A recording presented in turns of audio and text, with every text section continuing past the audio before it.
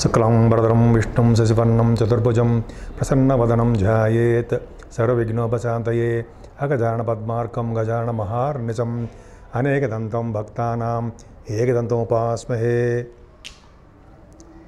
అందరికీ నా నమస్కారాలు. నా పేరు వాడ్రే ఆదినారాయణరావు. ఇప్పుడు మనం మే నెల ఫలితాలు అంటే మే 1 తారీఖు నుంచి 31 మే వరకు కూడా 2024 వివిధ రాశుల్లో ఉన్నటువంటి గ్రహాల యొక్క ఫలితాలు ఇప్పుడు మనం తెలుసుకోబోతున్నాం. కుంభరాశి వాళ్ళకి కష్టపడితే కానీ ఏ ఫలితం సాధించలేరు. అద్భుతమైన ఫలితాలు సాధిస్తారని అందులో డౌట్ లేదు. ఎందుకంటే శని మీకు ఏలినాటి శని ప్రభావం ఉంది. ఏలినాటి శని ప్రభావం ఉంది కాబట్టి మోకాళ్ళ నొప్పులు, కీళ్ళ నొప్పులు, ఒళ్ళు నొప్పులు అంటే ఈ విధమైన నొప్పులు ఉంటాయండి. మీకు చిన్న చిన్న ప్రాబ్లమ్స్ ఉంటాయి ఏలినాటి శని ప్రభావం ఉన్న వాళ్ళకి. అందుకని ఏలినాటి శని ప్రభావం నుంచి తప్పించుకోవాలన్నా, మంచి జరగాలన్నా గాయత్రి మంత్రం ఒక్కటే మంచిదండి ఆధారం. ఆ గాయత్రి చేసిన రోజుకు 108 సార్లు 30 రోజులు కానీ 40 రోజులు కానీ చేసిన వాళ్ళకి మంచి ఫలితాలు వస్తాయి. మీలో చాలామంది ఆస్ట్రాలజర్స్ ఉన్నారు, వాళ్ళకు కూడా మంచి ఫలితాలు. వాక్శుద్ధి ఉండాలి కదా, వాక్శుద్ధి ఉండాలంటే గాయత్రి మంత్రం చేయాల్సిందే. నేను చేస్తూ ఉంటా, గాయత్రి చేయాల్సిందే.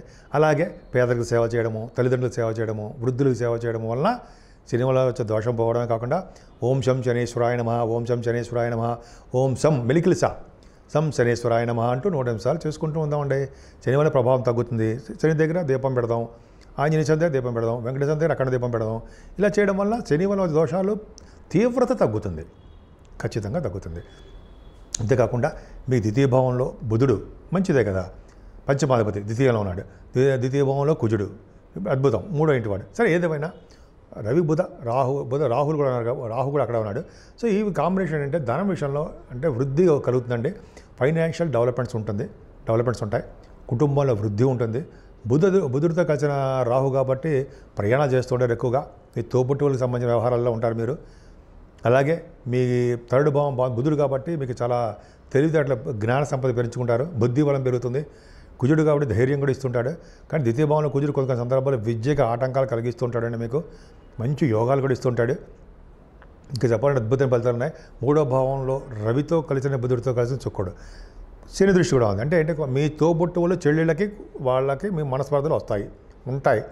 లేదా మీరు ప్రయాణాలు చేసేటప్పుడు చిన్న చిన్న ప్రాబ్లమ్స్ ఉంటాయి.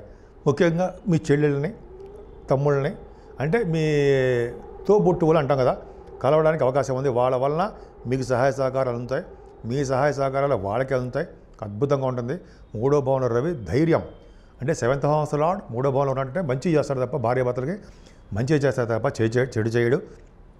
3వ భావంలో శుక్రులు ఉన్నారు కాబట్టి అవి ప్రయాణం చేయడము, వాహన యోగం కలగడము, బట్టలు కొనుక్కోవడము ఇవన్నీ ఉండడానికి అవకాశాలు అద్భుతంగా ఉన్నాయి. గురుడు 4th భావంలో గురుడు మంచివాడండి. 3వ భావంలో ఉన్న గురుడు కంటే 4th భావంలో గురుడు యోగాన్ని ఇస్తాడు, మంచి యోగాలు ఇస్తాడు. 4th భావంలో శుక్రుడు 4th హౌస్ లార్డ్ 4th హౌస్లో ఉండడము, గురుడితో కలిసి ఉండడము.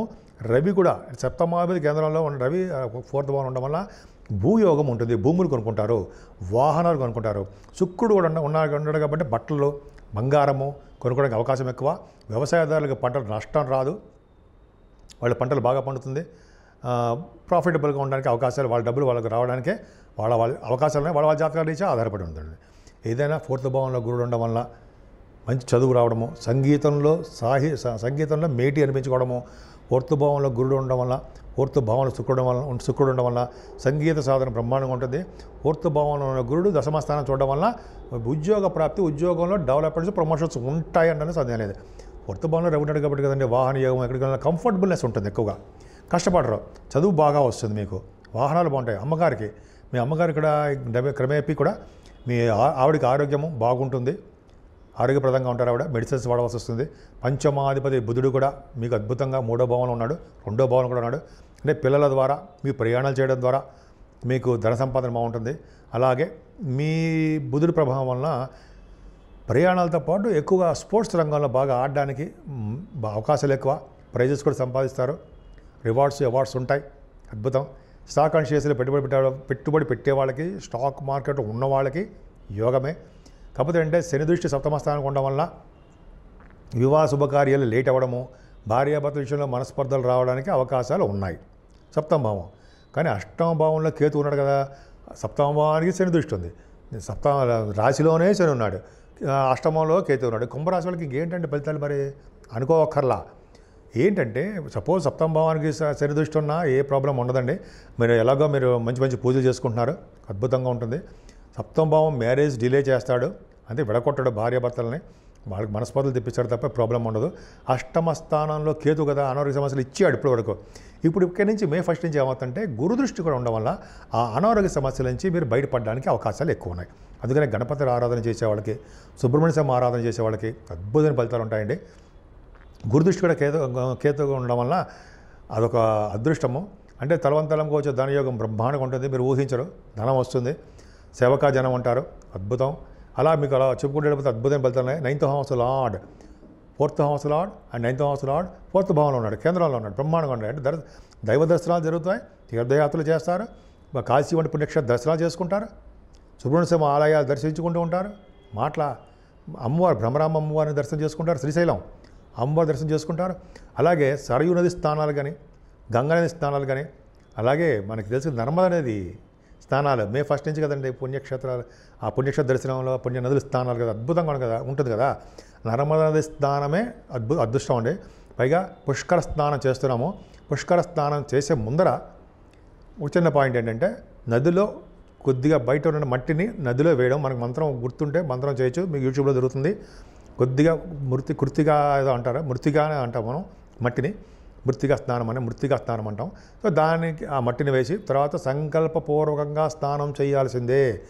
సంకల్పపూర్వకంగా స్నానం చేస్తే అది ఫలించదు. 2 పాయింట్లు గుర్తుపెట్టుకోండి. సో అది చేసిన తర్వాత పిండ ప్రదానం చేయడం, లేకపోతే బ్రాహ్మణులకు దానం ఇవ్వాలండి, ఖచ్చితంగా ఇవ్వాలి. బట్టలు కానీ డబ్బులు కానీ మీకు చేతి తోచింది ఏదైనా సరే ఆ గుడి అంటే ఆ నది దగ్గర కాకుండా కొంచెం ముందుకు వచ్చి పక్కకు వచ్చి మెట్లు దాటి పక్కకు వచ్చి ఇవ్వాలి. అప్పుడు మాత్రమే ఫలితం ఉంటుంది. నేను చెప్పేది కాదండి, గురువుగారులు పెద్దవాళ్ళందరూ చెప్పిందే, అది మీకు నేను చెప్తున్నాను.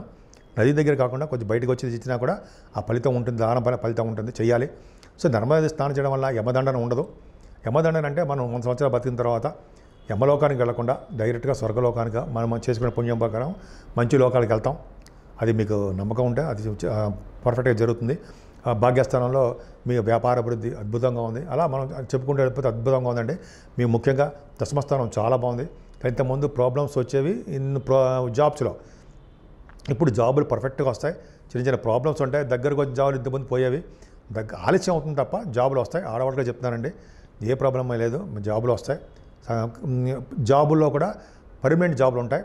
జాబులు అద్భుతంగా భద్రత ఎక్కువ ఉంటుంది, ఏం భయపడాల్సిన అవసరం లేదు. ముఖ్యంగా బ్యాంకింగ్ రంగంలో ఉన్న వాళ్ళకి, ఫైనాన్స్ రంగంలో ఉన్న వాళ్ళకి, టీచింగ్ స్టాఫ్ వాళ్ళకి, అలాగే కొంతమంది ఆడిటర్స్ ఉంటుంది అద్భుతం, లాయర్స్ వృత్తిలో ఉన్న వాళ్ళకి, అడ్వకేట్స్ వాళ్ళకి అద్భుతమైన ఫలితాలు బాగున్నాయి. కొన్ని ప్రాబ్లమ్స్ సరి వలన చిన్న ప్రాబ్లమ్స్ ఏర్పడతాయి. ఏదేమైనా మీకు లాభస్థానాన్ని కూడా బాగున్నాడు కదా, లాభస్థానాధిపతి 4th భావం ఉండడం వలన బాగా లాభాలు ఉంటాయి. గురుదృష్టి కూడా 12వ భావం చూడడం వలన సన్మానాలు జరుగుతాయండి. మీకు సన్మానాలు జరగడము, విదేశ పర్యటన చేయడము, అక్కడ సన్మానాలు జరగడము, తర్వాత గుడులు గోపురాలు సందర్శించడము, దానగుణం ఎక్కువ, మీకు దానం ఇవ్వడము, అనేక రకాలుగా మీకు అద్భుత ఫలితాలు వచ్చి తీరుతాయండి.